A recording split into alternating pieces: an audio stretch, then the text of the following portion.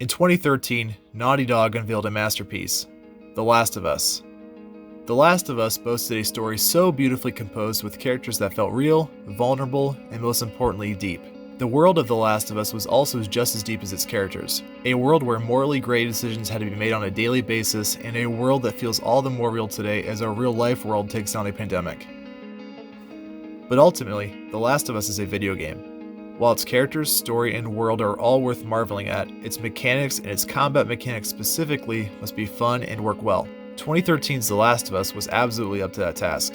The Last of Us gave players plenty of ways to take out enemies and allowed players to be incredibly creative in how they solve problems. Naughty Dog had to find a way to combine an easy-to-use combat system with a world and story that demanded realism. The Last of Us weapon selector was probably the best way to tackle this challenge, allowing the player to access their weapons and inventory while keeping the world around the player moving. This created plenty of tense scenarios, as you fumble around with your inventory with infected pouring around you, but also led to scenarios with great payoff when you were able to craft a Molotov just in time and throw it at a pack of enemies. In 2020, Naughty Dog released The Last of Us Part 2. Naughty Dog had the difficult task of translating the mechanics from their previous game into the modern era of gaming. While it had only been 7 years since the first game, there were other survival horror games that have also implemented unique and easy-to-use combat systems while having worlds and characters just as deep, if not more deep, than the original The Last of Us in that time span. Welcome to Big Green Gaming. This week we'll be taking a break from the reviews that I've been doing in the past, and today I want to talk about game mechanics, and how The Last of Us Part 2 perfects combat. Enjoy.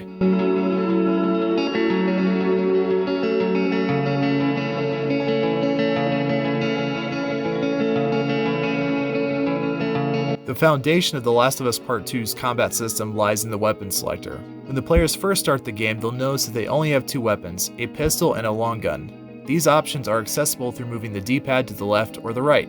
If the player wants to cycle to, say, a shotgun they picked up, while they currently have something like a rifle selected, the player will have to swap their rifle for the shotgun, taking the shotgun out of inventory and putting the rifle in inventory. During this swapping process, the player's movement is temporarily prohibited, and the player will not be able to complete any other actions until the swapping process is complete. Eventually, as the game progresses and situations become more intense, the player will pick up additional holsters to allow them quicker access to a wider variety of weapons. And The Last of Us Part 2 does a fantastic job of creating these tense situations, just by using the player's environment. Take a look at this example here. There is no way to progress through the level without breaking the glass. Unfortunately, there are infected on the other side of the glass who will absolutely come rushing the moment the glass is broken. This is exactly what happens. This situation here requires the player to have mastered and be comfortable with the weapon selector, as there is very little room or time for error in the situation. Infected are barreling towards you in close quarters. You either have the skills to fight them off, or you don't. Unless there's another option. The brilliant thing about the environments in The Last of Us Part 2 is that there almost always is another route for the player to take to complete their objective. The best example of this is in the mall section of Part 2. The player can either fight and take cover, which is more traditional The Last of Us, or they can instead dive down into the water and take out enemies one by one, killing an enemy, jumping back into the water just to resurface and kill an enemy again. There are also situations where the player can stay hidden in the grass and skip an encounter entirely if they feel that they don't have the resources for an encounter. These sections allow the player to play to their own unique playstyle. But what about the glass window section from earlier? Well, despite the fact that this is a much more closed-off section, the player does have some options. Instead of waiting for the infected to come to the player, she can take the aggressive approach and take charge of the infected. Take out a few easier infected with a few rounds, and she has easily given herself enough room to deal with the more difficult infected that this section of the game employs. The Last of Us Part 2 gives the player a few other tools to allow them to approach problems in a way they feel that makes the most sense. Ellie has the ability to craft Molotovs and explosive traps, allowing the player to set them up in strategic locations to take out troops, and another character that you get to play as later has access to pipe bombs that have a similar function. Returning from Part 1 are the workbench tables, which can be used to upgrade your weapons. These upgrades are made possible by resources scattered throughout the level. The brilliant thing about the system is that there simply isn't enough resources to unlock all of the upgrades for every weapon, especially on the higher difficulties, forcing the player to, once again, play to their specific strengths and unlock upgrades that are going to benefit their unique playstyle. I prefer to take out enemies from a distance, so I have always invested heavily in various scopes and explosive traps to take out enemies before they can pinpoint my location. But for players that prefer a more direct approach, the opposite options are available as well. The best part about the upgrade mechanic is that it doesn't necessarily make the game easier, but just more manageable. This means that you could go through the whole game without upgrading a single weapon, While this would be a harder experience, it wouldn't be an impossible one. This contributes to the sense of realism of the universe, as enemies won't necessarily become bullet sponges just because you haven't upgraded a weapon. The game also gives you the ability to craft ammo, such as incendiary arrows or regular bullets. This gives the player an incentive to take a quick look around their environment and check for supplies if they run out of ammo.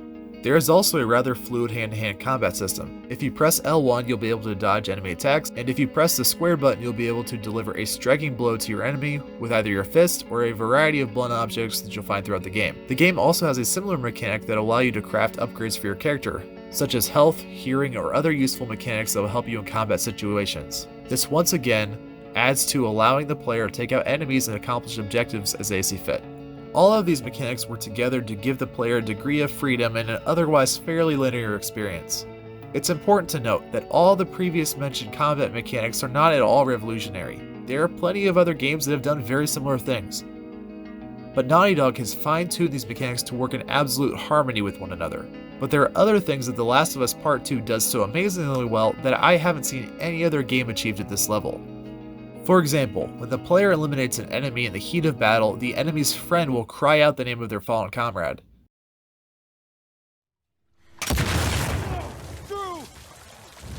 Or when a player lands a particularly devastating but not immediately lethal shot, the enemy will scream out in pain.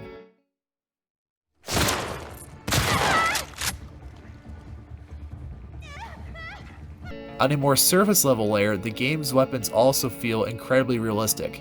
No weapon feels particularly overpowered, and they all look and feel as though they are a real-life firearm. But what really separates The Last of Us Part 2's weaponry from other similar games are the weapon's tremendous sound design. Playing this game with a headset is one of the best ways to appreciate just how good the sound design is.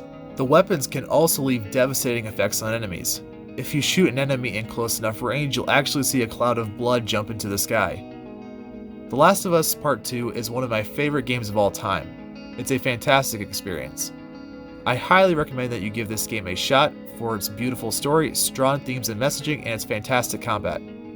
I also highly recommend you play the original before you play this one, as it's not just a sequel, but it's a continuation of the first one's story, and to really sort of understand the themes and sort of the messaging behind the game, it's important to play the first one.